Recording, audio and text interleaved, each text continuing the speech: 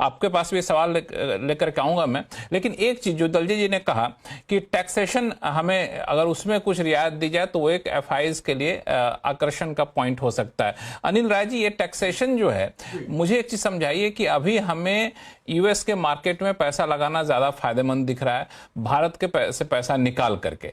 अगर हम टैक्स घटा देंगे तो क्या ये नहीं होगा तो और फायदेमंद दिखेगा, और पैसा निकालोगे तो टैक्स में निकाल के चलो वहां ज्यादा पैसा मिलेगा। नहीं, देखिए, एकदम मैं कह रहा हूं कि अभी फिलहाल टैक्सेशन केवल एक पॉइंट नहीं है लक्ष्मण जी, एकदम क्लियर सी बात है। टैक्सेशन और दीजिए, क्योंकि हमें कंफ्यूजन है। अगर टैक्सेशन में बेनिफिट मिलती है तो डेफिनेट सी बात है, क्योंकि हमारे पास एक बेटर अपॉर्चुनिटी, देखिए अगर मैं इंटरनेशनल इन्वेस्टर हूं तो मेरे पास एक बेटर अपॉर्चुनिटी अवेलेबल है जहां पर ग्रोथ रेट ज्यादा मिल रही है, तो मैं डेफिनेटली अपना, और भी तो कहीं ना कहीं टैक्स हाई है बोल करके मैं कुछ फंड अपने रोके हुए हूं, अदरवाइज मैं तुरंत वहां से निकाल करके और उस जगह लगाऊंगा जहां मुझे ज्यादा रिटर्न मिल रहा है। तो टैक्सेशन जो है कि इन्वेस्टर के लिए सेकेंडरी मैटर होता है, सबसे नंबर वन जो मुद्दा होता है वो रिटर्न ऑन इन्वेस्टमेंट। तो कहां पर मेरे इन्वेस्टमेंट पे ज्यादा रिटर्न जनरेट हो रहा है, कहां की इकोनॉमी या कहां के सेक्टर में ज्यादा ग्रोथ हो रही है, हमें वो इंपॉर्टेंट एरिया जो है वो फोकस करना है। सुनील सर, ये वाला लॉजिक कितना सही है? मतलब वैसे ही मैं लॉजिकल कर रहा हूं, मुझे नहीं पता है फाइज आपके संपर्क में रहते हैं, मेरे संपर्क में वैसे रहते नहीं है कि हमें टैक्स कम लगेगा तो हम और निकालेंगे पैसा। अभी तो इस डर मारे निकाला जो टैक्स कट जाएगा मेरा ज्यादा। ये क्या हो गया कि टैक्स बहुत हाइप हो गया है, अब बहुत से लोग इसके बारे में बात कर रहे हैं, मगर आप देखें तो एक लॉन्ग टर्म एफआई के लिए टैक्स मैटर नहीं करता है, क्योंकि वो पेंशन फंड 10-20 साल के लिए निवेश कर रहा है। सेकंड, एक 5 साल का निवेश भी देख ले, वो उसको फैक्टर इन करके ओवरऑल वेटेड एवरेज में देखता है कि क्या मेरी प्रॉफिट बनेगी कि नहीं। ये शॉर्ट टर्म जो हेज फंड्स होते हैं उनके लिए टैक्सेशन बोर्ड, क्योंकि 3 महीने का कॉल लेते हैं और 3 महीने में शॉर्ट टर्म कैपिटल पे करने से उनको बार ऑफ एंट्री इंडिया में हाई हो जाता है। तो शॉर्ट टर्म पैसा अगर टैक्सेशन हट गया तो शॉर्ट टर्म जो कॉल लेते हैं 3-3 महीने का, 4 महीने का, 1 महीने का, 15 दिन का, वो पैसा जरूर आएगा, बिकॉज उनको अभी वो हट के आएगा एक बैरियर।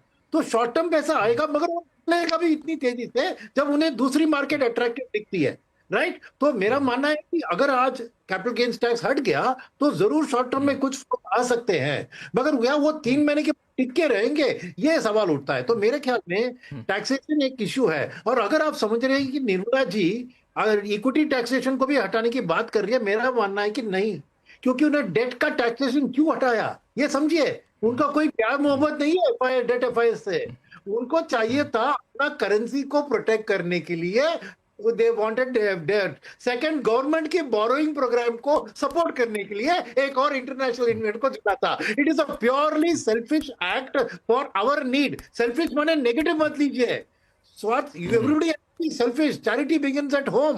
तो ये उन्होंने अपने देश के लिए, अपने करेंसी को प्रोटेक्ट करने के लिए वॉलेटिलिटी से, और अपने गवर्नमेंट को पैसा उठाने के लिए, ताकि गवर्नमेंट की बोरोइंग प्रोग्राम के लिए सस्ता मिले। ऑलरेडी 20 बेसिस पॉइंट्स गिर गया है। तो ये एक कैपिटल गेन्स टैक्स इक्विटी में हटा रहे से गवर्नमेंट को क्या बेनिफिट, और इतना पैसा नहीं आएगा कि करेंसी को वो सपोर्ट करेगी, बिकॉज करेंसी के लिए और 3 स्टेप्स भी ले लिए हैं इन टर्म्स ऑफ एसएनआरबी, पीएस का, ईसीबी, ये सब कर लिया है गवर्नमेंट ने।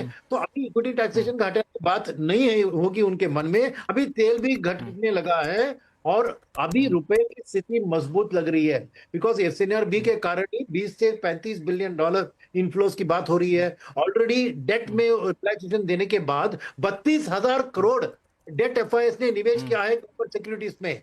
तो वो पैसा आ रहा है, रुपये मजबूत है और अगले 3 महीने तक मजबूती रहेगी।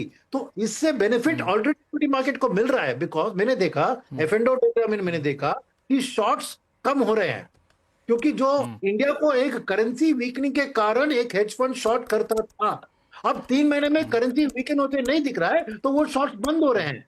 तो वो ऑटोमेटिकली इसका भी कोई इफेक्ट आ रहा है। मगर ये पूरी टैक्सेशन की बात जो है, ये लॉन्ग टर्म निवेश के लिए मेरे ख्याल में कुछ मायने नहीं रखती है। यस, हट गया तो बात अच्छी है, मगर शॉर्ट टर्म चर्निंग और भी बढ़ जाएगा अगर टैक्स को हटा दिया तो फ्यूचर में इमीडिएटली पैसा आएगा। अनिल जी को जोड़ना चाहते हैं जी। जैसा सुनील जी ने कहा, एकदम सही बात है कि गवर्नमेंट ऑफ इंडिया का फोकस है ना एक लॉन्ग टर्म फंड के डिमांड करना। ये जो हेज फंड 2 या 3 महीने के ट्रेड लेते हैं, उससे एक तो बहुत बड़ा फंड नहीं आता और बड़ा वो टेम्परेरी फंड होता है। जो रियल मनी आती है, फॉरेन रिजर्व जो आता है, फॉरेक्स आता है हमारे देश में, वो एफडीआई के फॉर्म में आता है या फिर लॉन्ग टर्म एफपीआई के फॉर्म में आता है। इन दोनों को शॉर्ट टर्म आपके टैक्सेशन इवेंट से कोई बहुत बड़ा फर्क नहीं पड़ता है। तो ये एक चीज ऐसा एरिया है। और दूसरी चीज, सबसे बड़ी इंपॉर्टेंट चीज क्या है इस समय, कि हमारे पास अपनी इकोनॉमी में हमको ऐसे सेक्टर, जैसे डेट में भी उन्होंने इसलिए किया क्योंकि डेट का फंड जनरली लॉन्ग टर्म होता है, वो शॉर्ट टर्म नहीं है, वो आज लगा के तुरंत 3 महीने में निकाल नहीं लेंगे। दूसरी चीज, जो हमारे पास इकोनॉमिक जो एक एरिया था, जहां की जैसे दलजीत जी ने कहा कि बहुत दिनों से बात चल रही है कि हम अपनी इकोनॉमी में कैपेक्स साइकिल बढ़ाएंगे, कैपेक्स साइकिल, या फिर अपनी जो स्पीड अप करेंगे इकोनॉमिक्स को, तो वो एरिया एक मिसिंग है। जैसे लक्ष्मण जी अभी बात चल रही थी, अगर ध्यान हो, कि हम चाइना प्लस वन वाली अपॉर्चुनिटी है हमारे पास, लेकिन अभी भी हम उस तरीके के प्रोड्यूसर नहीं बने हैं, वर्ल्ड की नीड को फुलफिल अभी भी हम नहीं कर पा रहे हैं। देखिए, जिस समय हम पूरी दुनिया में, मैं एक डेटा देख रहा था कि जिस समय एक समय हुआ करता था जबकि इंडिया पूरी दुनिया का 40% के आसपास जीडीपी इंडिया का हुआ करता था, उस समय हम पूरे वर्ल्ड में, जब हम सोने की चिड़िया कहलाते थे, तो पूरे वर्ल्ड में हम उनको गुड्स प्रोवाइड करते थे और उसके बदले में वहां से हमें सोना मिलता था। अब इस समय हमारे पास ऐसी क्या चीज है जिससे हम पूरी दुनिया की नीड को फुलफिल करें और जहां से हमें फॉरेन एक्सचेंज या अदर फॉर्म में इनकम जनरेट हो? जब तक हम इस चीज को स्पीड अप नहीं करेंगे, हमारी इकोनॉमी भी नहीं बढ़ेगी, और फिर इन्वेस्टमेंट तो देखिए उसके सेकेंडरी मैटर है। जब इकोनॉमी ग्रो करेगी तो इन्वेस्टर तो आएंगे पीछे। देखिए, इंडियन मार्केट जिस हिसाब से अभी फंसा हुआ है, उसको देख के लग रहा है कि आने वाले दिनों में भी इंडियन मार्केट में कुछ यदि थोड़ी सी भी नेगेटिव खबर आती है या कुछ हलचल मचती है तो उसका ज़्यादा इम्पैक्ट इंडियन मार्केट पे पड़ता हुआ नज़र आएगा। अदर कंट्रीज़ पे उसका कम इफेक्ट पड़ेगा, लेकिन इंडियन मार्केट पे बहुत ज़्यादा इम्पैक्ट पड़ता हुआ नज़र आएगा, क्योंकि चीज़ें जो है इंडियन मार्केट के अगेंस्ट ही जाती हुई नज़र आ रही हैं। इंडियन मार्केट में पूरी तरीके से देखें तो एफआईआईज़ का जलवा ही देखने को मिल रहा है। एफआईआईज़ लगातार फॉरेन एक्सचेंज इंडियन मार्केट से निकालते हुए ही नज़र आ रहे हैं, और लगातार यदि ऐसे ही पैसा निकला इंडियन मार्केट से तो चीज़ें बिगड़ती हुई नज़र आएगी और आने वाले दिनों में हालात और ज़्यादा बिगड़ेंगे।